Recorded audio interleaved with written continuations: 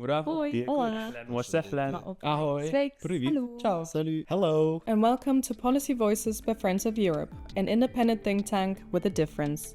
Each week from Brussels, we bring you powerful conversations with policy voices from around the world. Policy Voices talking policy choices.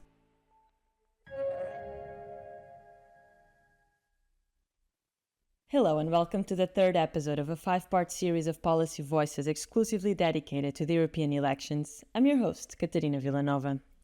Each day this week, we are bringing you a brand new episode on 5 key election topics. I spoke with representatives from 5 parties on the issues that are going to dominate not only the elections, but also the next mandate. You already heard where each party stands on European security and defense and artificial intelligence. Today, you will hear from the representatives on climate change and the green transition. First on the show today is Giacomo Filibeck, the Secretary General of the Party of European Socialists. You are talking with the party that has been behind the Green Deal, its conception and its delivery over the past 5 years. There is no surprise that, like other parties, we have a very clear line. There can be no pause on climate and no pause on what we call the Green Social Deal. When I say no pause on climate, it's because I doubt that there is anybody able to negotiate with climate its change and the increasing temperature that are becoming a fact, unfolding in front of our eyes on a daily basis. So all those political movements that say let's take a pause, we don't understand which language they speak because we don't know someone who is able to interpreting negotiations with climate per se. And then no pause on the social aspect of the Green Deal, because we will not advance in this green transition, implementing it, and this will be the next phase, without making it a fair transition, without making sure that everyone is on board. Now, not easy. We understand that, but we need to keep supporting workers and citizens in the adaptation process of this transition. And this, for us, it's a very crucial, foundational, I would say, aspect of our position.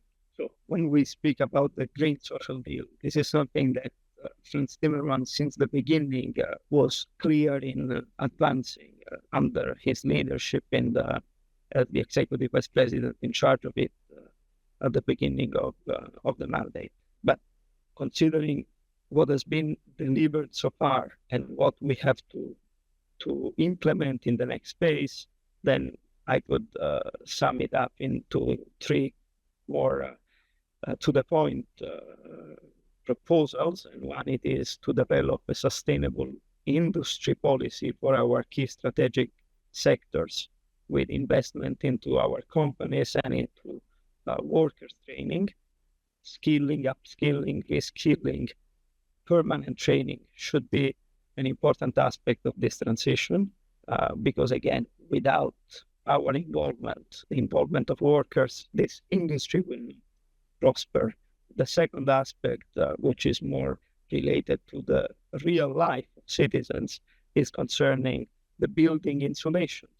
By strengthening the renovation wave, we want to bring down the citizens' energy bill, and also we want to make our cities more livable and less polluted. Third aspect is permanent, continuing investment on renewable energies so that we can reach that energy mix that takes us away from the fossil fuels. All of this is part of also a geopolitical consideration.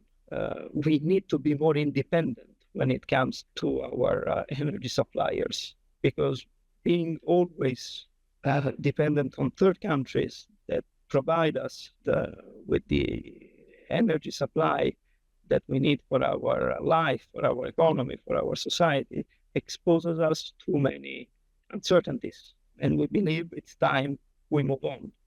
When I mention a sustainable industry policy, I'm practically saying that the European Union needs to reindustrialize itself in light of the green transition, being inspired by this green transition.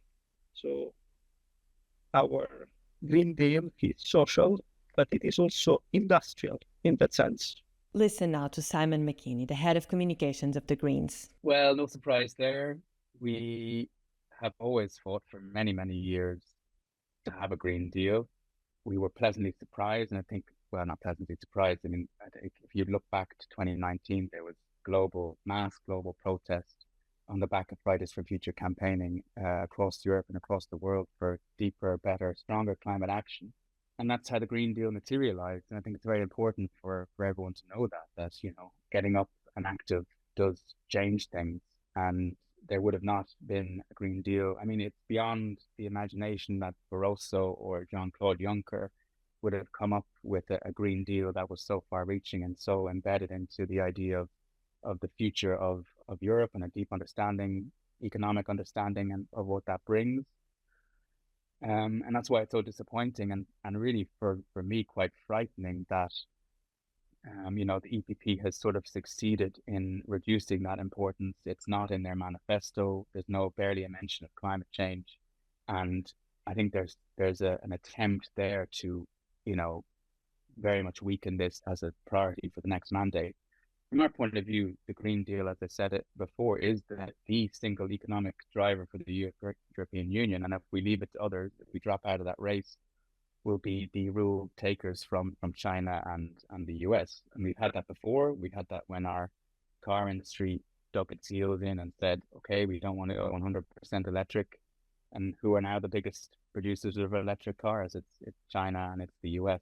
So I think, we have a direction. We have a plan. We believe that Europe can go fully renewable. We think it's going to be good for the economy. It's going to be better for our security and our defense. It's going to be cheaper for people in people's pockets at bills in the end of the day.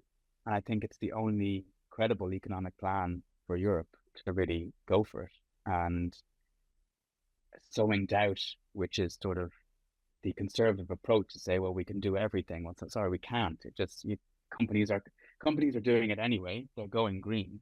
It's just if they get doubt and uncertainty from their governments and from you can say, okay, we can continue producing fossil fuel cars and we can also do electric cars.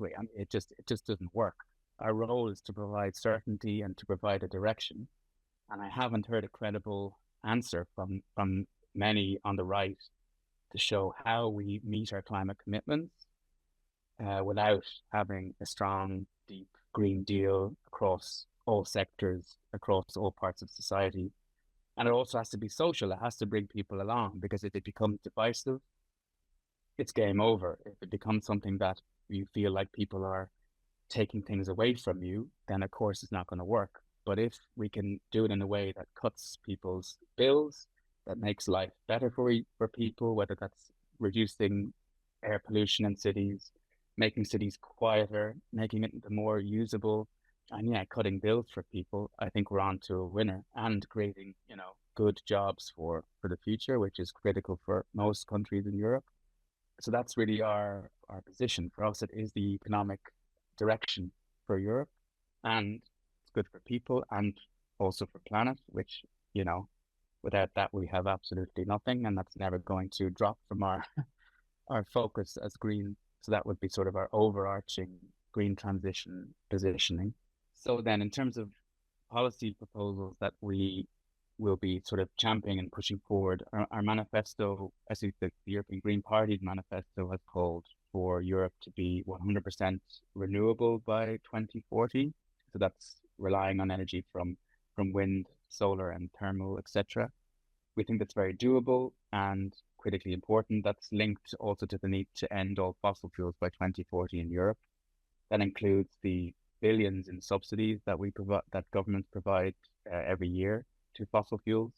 That will all have to end, and that's a fundamental shift in our entire economic understanding of how Europe really functions. So there's a lot of work to do, but I think it's something that, if we're serious about a green transition and we're serious about energy independence, that's the route forward for Europe And already, I mean, it's staggering the amount of energy that is already being produced by renewables.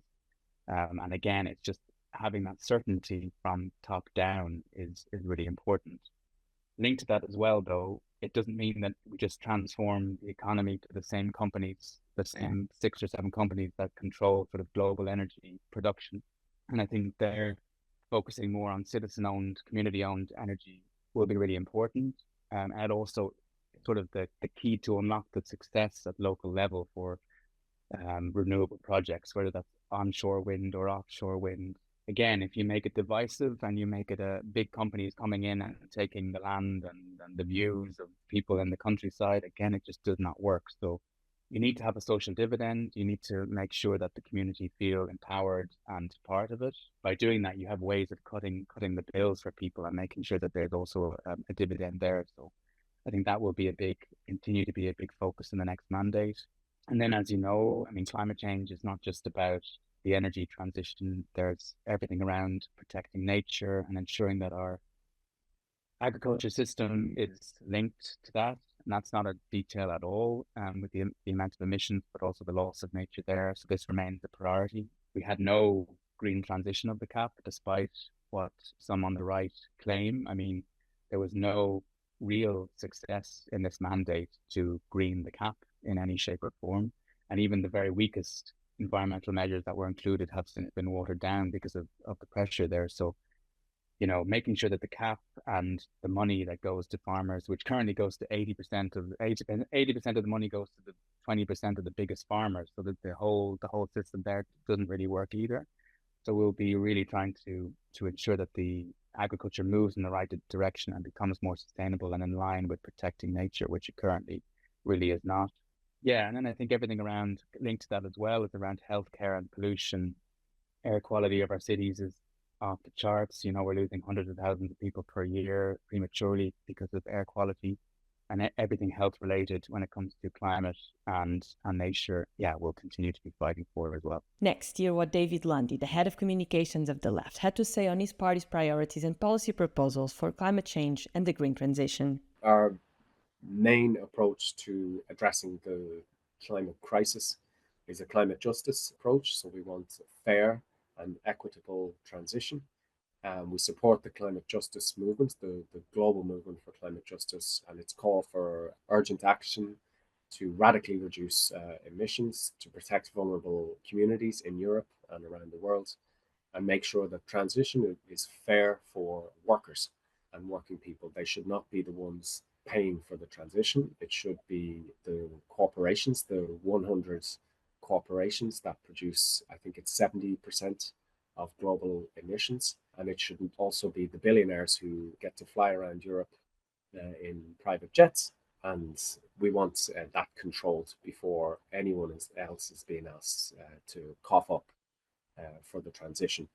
We think the climate crisis can only be addressed properly with systemic change to combat climate change and put in place a sustainable economy that benefits everyone. Our main priority will be on the Green New Deal, defending and advancing the measures that have been put forward in the Green New Deal that the far right are now seeking to destroy. We wanted those measures to be a lot stronger.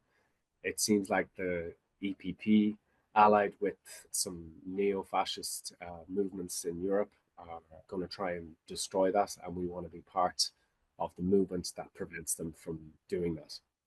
As I said, there are things in the Green New Deal that we think should go a lot further, but we'll keep up the fight for those provisions so that workers and communities do not shoulder the cost of the transition. We want, in concrete terms, legally binding climate action targets to get us to net zero emissions by 2050 with intermediate targets for 2030. So we're going to keep pushing on those and push back on right-wing efforts to prevent those things from happening. We want corporate accountability. And as I said, for the weapons industry, we think big polluters have no place in climate policy. Their interests are completely opposed to the interests of people and planet. They should face a complete ban and ring fencing away from any climate policy that takes place here in Brussels or in EU institutions. Next is Peter Liese, MEP for the European People's Party. Climate change is a very important topic. It's, of course, in our manifesto that we need to reduce emissions and go for climate neutrality in 2050.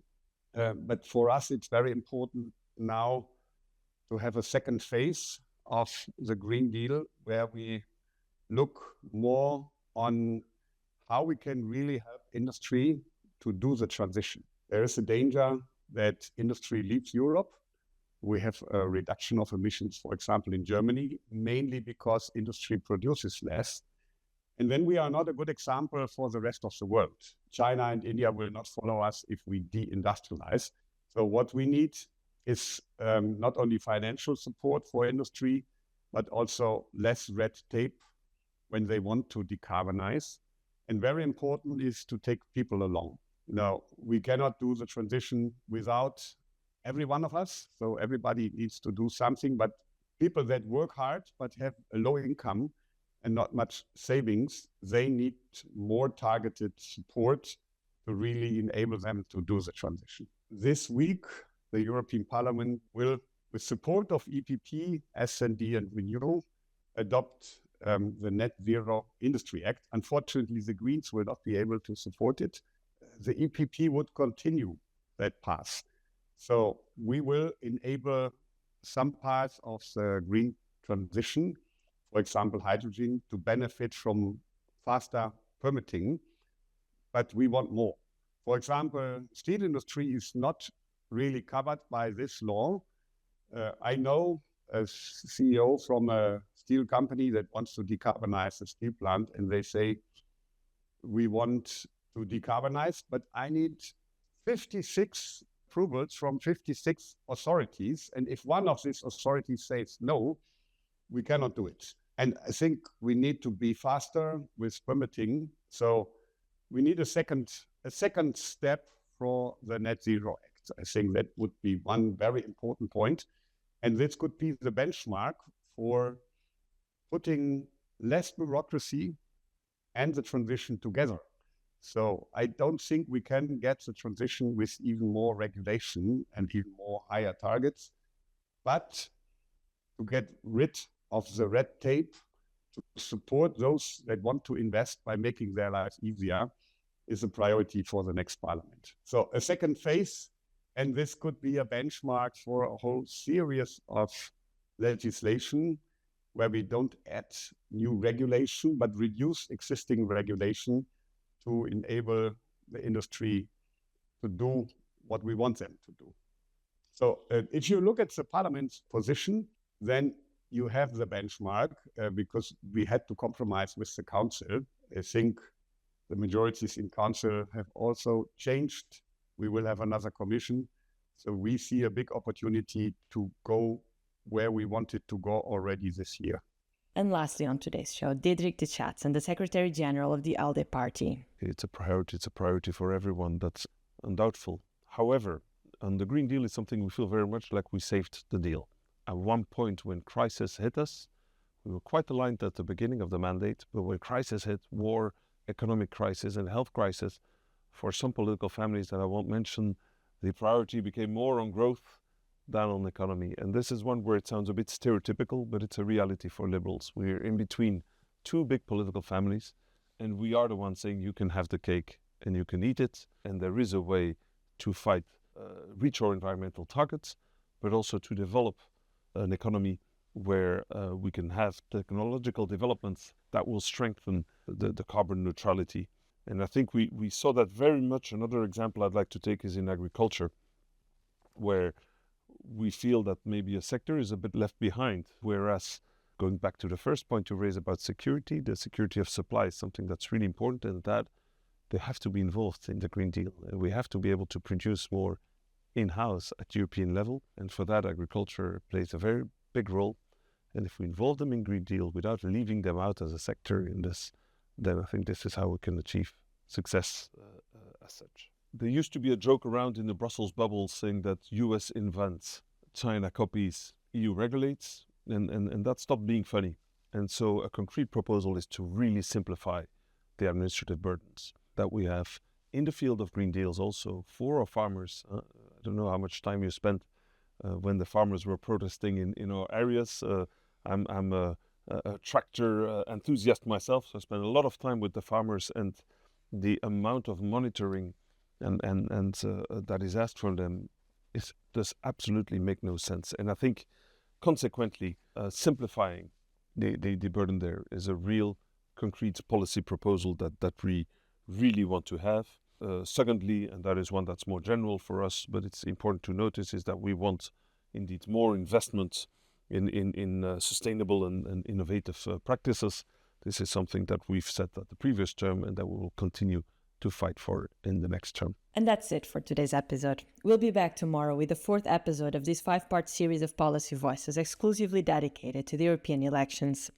Tomorrow will be all about migration and fundamental rights, so make sure to subscribe to Friends of Europe's podcast to be notified as soon as the episodes are available. I'm Catarina Vila Nova and I'll be with you again tomorrow. Until then, goodbye.